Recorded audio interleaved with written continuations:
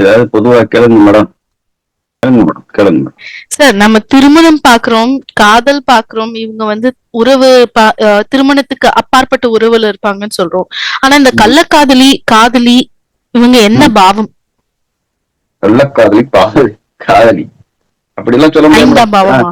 தசைக்கு தசை மாறிக்கிட்டே இருக்கும் பாவங்கள்லாம். சரிங்களா? 3 7 11 காமதிரி கோணஸ்தானம், 4 8 12 சுகஸ்தானங்கள்.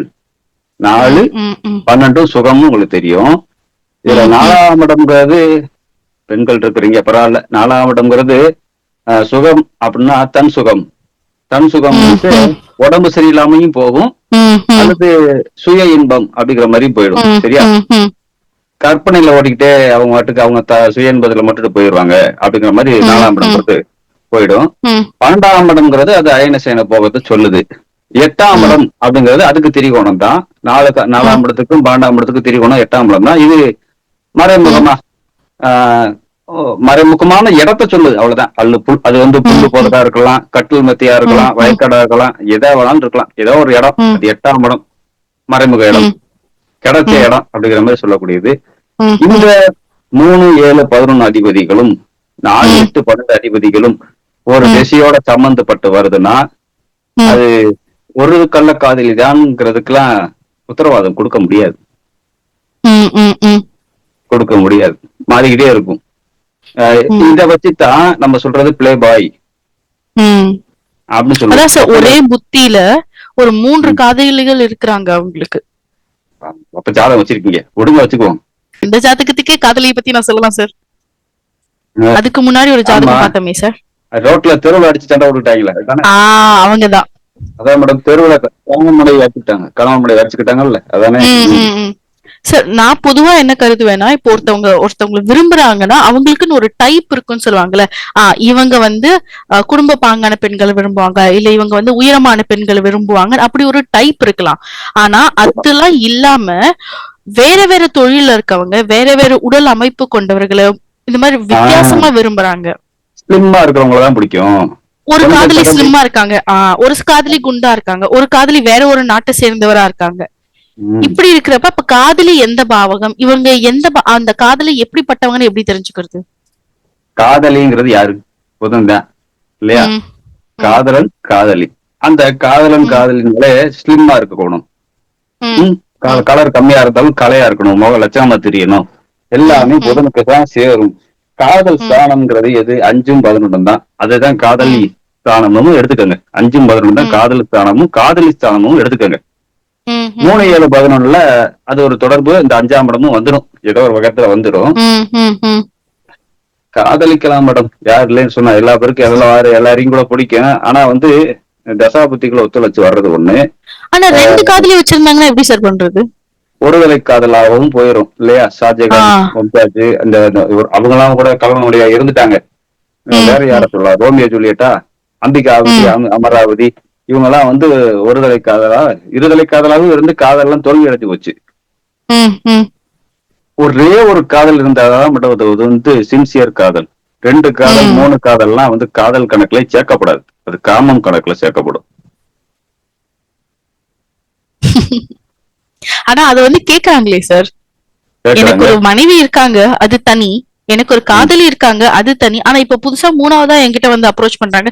இவங்க எனக்கு எப்படிப்பட்டவங்களா இருப்பாங்க, இவங்க கிட்ட இருந்து எனக்கு வந்து இவங்க வந்து எனக்கு உபயோகமானவர்களா இருப்பாங்களா, இல்ல எனக்கு இவங்களோட என்னோட ரிலேஷன்ஷிப் எத்தனை நாள் வரைக்கும் தாங்கும் அப்படின்னு கேக்குறாங்க. இதுக்கெல்லாம் பதில் சொல்றது?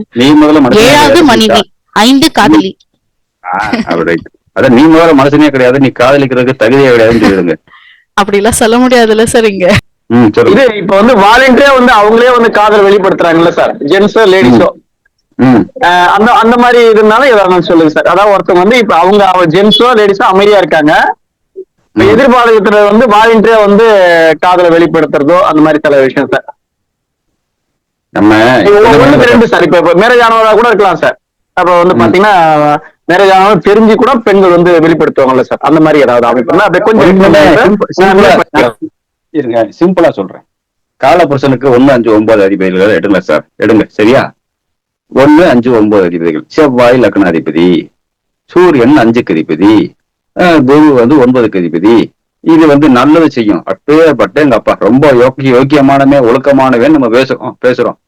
அதுலயே அந்த 9 கதிபதியே 12 கதிபதி மனசுக்குள்ள ஒரு கள்ளத்தனம் இருக்குது அப்படின்னு நம்ம எடுக்கணும். ஆனா அது இருக்கக்கூடிய இடத்த பொறுத்து இந்த 1 5 9 அதிபதி 3 பேர் சேர்ந்தே உட்கார்ந்து இருக்கிறாங்க. மறைவு ஸ்தானத்துல உட்கார்ந்து இருக்கிறாங்க. நம்ம என்ன நினைப்போம், மறைமுகமா இருந்தாலும் கூட வெளிநாடு போய் பொழைச்சிக்கிட்டு இருப்பேன், கௌரவமா பொழைச்சிக்கிட்டு இருப்பேன் நம்ம நினைச்சுக்கிட்டு இருப்போம் இல்லையா? ஏன்னா 1 5 9 சேர்ந்து இருக்குது. எப்படி சொல்லலாம், 1 5 9 சரி 8ஆம் இடத்துல வச்சுவோம். செவ்வாய் 8ஆம் இடத்துல இருக்கிறார், கூடிய சூரியன் இருக்கிறார், கூடிய குரு இருக்கிறார். 1 5 9 8ஆம் இடத்துல இருக்குதுப்பா, பரவாயில்ல. 8ஆம் இடத்துல ஆட்சி படத்துல இருந்தாலும் கௌரவமா பொழைக்கக்கூடிய அமைப்பு. ஊரு விட்டு ஊரு, நாடு விட்டு நாடு போய் கௌரவமா பொழைச்சிக்கிட்டு இருக்கான். நம்ம இங்க நடத்திக்கிட்டு இருப்போம். அது அங்க இல்லாத சேட்டை பண்ணிக்கிட்டு இருக்கான். ஏன் தெரியுமா? அது குரு 12ஆம் அதிபதி. குரு அங்க 12ஆம் அதிபதி. அங்க செவ்வாயே 8 அதிபதி. அப்ப 8 மணி தொடர்ந்துச்சா, அப்ப 4 மட்டும்தான் தொடர்பு வரணும். 4 எங்கிட்டு வரும்? இதுக்கு தகுந்தாப்புல சந்திரன் என்கிட்ட இவங்களை பாத்துக்கிட்டு இருப்பாரு. இல்ல அந்த சந்திரனை குரு விசேஷ பார்வையில பாத்துக்கிட்டு இருப்பாரு, இல்ல செவ்வாய் விசேஷ பார்வையில பாத்துக்கிட்டு இருப்பாரு. அப்ப 4 8 12 கனெக்ஷன் வந்துருச்சு. 1 5 9 வந்துருச்சு. மிஸ் ஆனது என்ன இருக்குது? 3 7 11 இல்லையா? 3 7 11 3க்கு அதிபதி புதன், 7க்கு அதிபதி சுக்கிரன், 11க்கு அதிபதி சனி. வராம எப்படி காதல் வரும்? தொடர்பு இல்லாம எப்படி காதல் வரும்? 5ஆம் இடம் காதல் ஸ்தானம் சொன்னா அந்த சூரியனே 5க்கு அதிபதி ஆயிட்டாரு. அப்ப 11 நமக்கு தேவையில்லை. அப்ப சனி நமக்கு தேவையில்லை, கழட்டி விட்டுலாம். சூரியன் உட்காந்துட்டாரு மறைவு ஸ்தானத்துல இல்லையா? அப்படிங்கும் போது அங்க வந்து ஒரு மறைமுகமா ஒரு காதல் இருக்குது. அப்ப சனி நமக்கு தேவையில்லை. ரைட்டு. அப்ப 3ஆம் இடம் புதன். புதன் இல்லாம காதலே வராது இல்ல இல்ல. அப்ப சந்திரனும் புதனும் என்கிட்ட ஒரு பக்கம் போடுங்க. செவ்வாயோ குருவோ விசேஷ பார்வையில பாக்குறாங்கன்னா முடிஞ்சு போச்சு. இந்த தேசியிலேயே 1 5 9 தொடர்பு இருக்குது, 3 7 11 தொடர்பு இருக்குது, 4 8 12 தொடர்பு இருக்குது. இவர் வெளிநாடு போறாரு. இந்த அம்மா வீட்டுக்காரமா இந்தியாவில இருக்குது. அவர் வெளிநாட்டுல ஃபாரின்ல தினமும் ஒண்ணுதான் என்ஜாய் பண்ணிட்டு இருப்பாரு. அதான் சொல்லுவாங்கல்ல பழமொழி, நம்ம மதுரை பழமொழி சொல்றேன் கேளுங்க. கல்யாணம் பண்ணவங்களுக்கு ஒரு பொண்டாட்டி, பண்ணாதவங்களுக்கு 1000 பொண்டாட்டி இல்லையா? அப்படி போயிடும். இவன் பண்ணிட்டு 1000 பொண்டாட்டி வச்சுக்கிட்டான், அப்படி போயிடும். அதனால எதையுமே வந்து விளத்ததெல்லாம் பாலுன்னு நம்ப முடியாது. சரிங்களா? எந்த புத்துல எந்த பழம் இருக்குன்னு நம்ம எப்படி புரிஞ்சுக்கிறது? திசைக்கு திசை கரெக்டா காட்டி கொடுத்துடும்.